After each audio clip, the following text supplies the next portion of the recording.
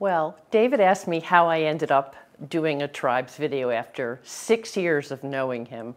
And it suddenly occurred to me on the eve of my 66th birthday that I have always regretted not filming my mother or grandmother in person, talking about their own lives, and that this is something I would like to have to pass down to my children, and if should I live so long, my grandchildren. So my name is Debra Joyce Simon. I was named Debra after a 50s Hollywood star named Debra Pageant that my father absolutely loved. And she was a B movie actress, and she was always sort of having Vincent Mature break her out of pyramids that she was locked in. And thank God my mother didn't let him name me Mitzi after Mitzi Gaynor. I can't imagine going through life with the name Mitzi. But David is also after my grandfather David, my mother's mother, who was dead before I was born, and my Joyce is after Jacob, my paternal great-grandfather, who was also dead before I was born. So it's kind of a weird Jewish tradition to have this legacy of being named after people you never met and never will meet at all. So anyway, I've been thinking about doing this for a while, and suddenly the time felt right because I'm getting on with it, and even though I've never felt more alive and more vibrant, I want to really record my gratitude for all of the richness and gifts and treasures I have in my life. First and foremost, my 3 children, Gabriel, Samuel, and Benjamin, for the partner I've waited to have my entire life, David, and for being able to have a career at this stage of my life where I feel like I'm making a contribution and my legacy will be something that I can pass along to the next generation. So there's no better place to start my life story than where I came from. My grandmother, Florence, who never would ever say that her name was Florence, was known as Flo or Flossie her whole entire life, was born in 1913 in Newark, New Jersey.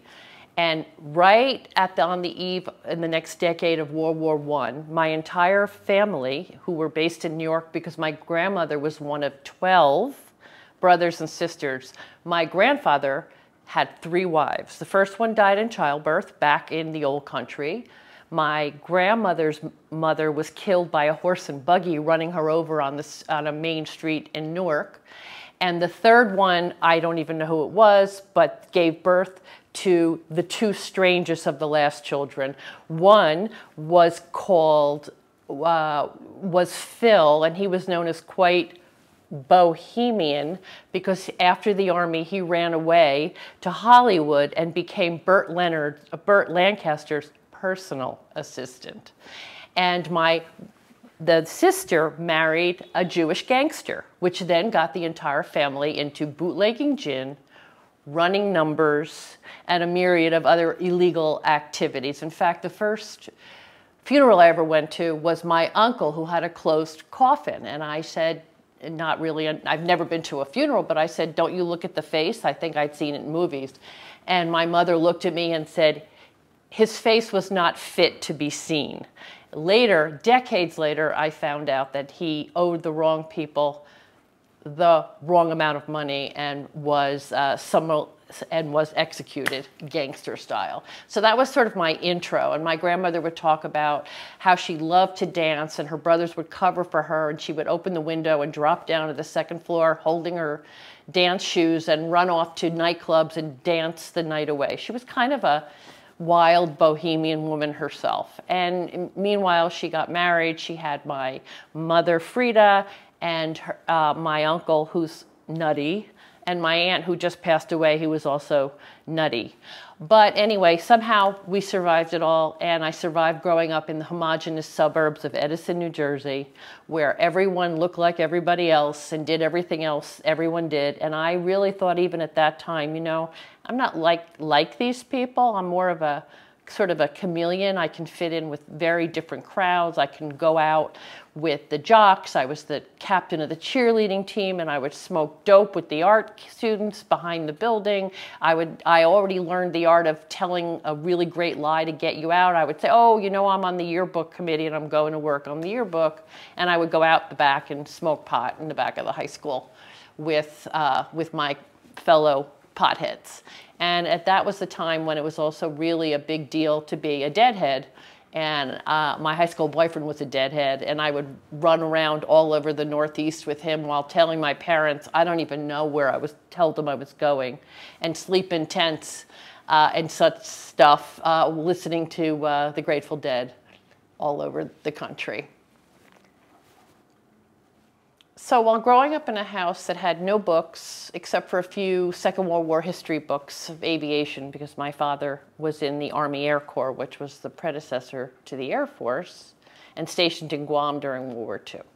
There wasn't music, literature, there really wasn't much of any kind of art, but like every suburban girl, I was enrolled in ballet school. And I remember, you know, I must have been 4 years old, and I was so excited. I had my pink tutu, my pink my pink leotard tights and my ballet slippers, and I took my place at the bar, and at that time they had live music playing. The piano was live during ballet school.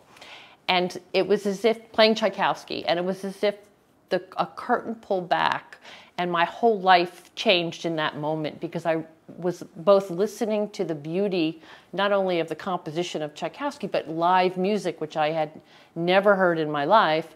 Plus, I was learning ballet. I was the discipline, the rigor of it, being told exactly what to do and how to do it, and being able to sort of watch my progression and my improvement made a huge impression on me, and I loved dancing more than anything. I just constantly loved being in motion everywhere. In fact, one time I was in the living room and I had done a grand jeté, and I broke the living room chair, which of course my mother hid from my father, glued together so he would never know I broke the furniture. But everything was a stage for me, and I really, really loved it, which sort of in a very long and winding way led me to what I do now, which is to be a curator of public art, both visual and performing. And I love my work. I love working with artists, and I basically get to bring things into being that otherwise might not exist, and that makes me very gratified and very happy. The other thing that I think about is how much I am loved in this world by my children, by my friends, and most especially by the person behind the camera. And I can't think of another time in my life that I felt so loved and nurtured. And every day I just appreciate him more and more. And for that, I feel like I'm very, very lucky. I didn't have to compromise after a lifetime of all kinds of compromises. I didn't have to compromise in the partner that I feel like I'm with till death do us part. So I was always wanted to move to New York and be a dancer. So immediately after college, I found a $175 a month room in a loft with a photorealist painter named Max Ferguson. And I moved to New York in the summer of 1981. And it was such a different time. I moved next to a church, which then became the Limelight on 6th Avenue and 21st Street. And at that point, nothing was around there. You used to have to walk 6 or 7 or 8 blocks just to get some milk. It was really at night, completely dead. But there was a club 1 block away called Snafu, and I didn't know at the time what Snafu was. And since I've learned it, I use it all the time, knowing what it is, which means systems normal, all fucked up. And, you know, in many ways, that's made me laugh in a lot of situations. So I moved to New York at a time, pre-AIDS, when it was sex, drugs, and rock and roll. And I must admit, I partook of the scene as much as I could, and I had a really amazing time. You could live in New York and make no money and still do everything, and you'd take the subway at times you shouldn't. And I got a second job as a nighttime and weekend job as an usher at Lincoln Center. So I could actually, and you had 3 shifts because most ballets were 3 acts. So you sat in the house 1 act, out of the house 1 act, and on break 1 act. But I traded off with all of the old lifelong matrons who all they wanted to do was sit in the break room and smoke, because those days you could smoke anywhere. So I was constantly trading my out and my break. So I would go to the ballet 3 or 4 nights a week and see these magnificent dancers at New York City Ballet in the New York State Theater for free. But everything was cheaper in New York. Food was cheap. If you really were living, I called it beauty on a budget. So I was beauty on a budget. And I had an amazing, amazing, crazy, nutty, wacky, sometimes a little dangerous time while I was living here. And I loved the feeling of sort of pushing myself outside of my comfort zone, which had been started by the 9 months I went to Europe after college, where after growing up in, suburban New Jersey, to suddenly wake up one morning, and be in Rome, and then take a train and be in Paris and be in Tel Aviv and be in Barcelona. And I realized the last truly wonderful, carefree time in my life where I didn't have an agenda. I would stay at a hostel, and this group next to me, I remember a group of Tasmanians, I barely knew where Tasmania was, said, "Oh, come with us to Strasbourg. There's an opera festival." So I went with them to Strasbourg, and I would stay there and hang out. And I had no fixed rhyme or reason to where I was going, and I just discovered my nonstop love of traveling and being in situations that I wasn't familiar with, and how I loved kind of figuring it out and seeing new things and eating new food. Because when you grow up in suburban New Jersey in the 60s and 70s, the most exotic food you have was, Chinese food. And suddenly here I am in London eating my first Indian food, which was so spicy. And of course, I wouldn't admit it, but they looked at me and said, "You've never had this before, have you?" I said, "How do you know?" And they said, "Because you've got your nose and eyes are running like crazy." And it was true. But I loved just constantly meeting and interacting with new people who had, a great grasp of English, not such a great grasp, but just loved the kind of every day you would wake up and it would be a new adventure. And I knew that wouldn't last forever.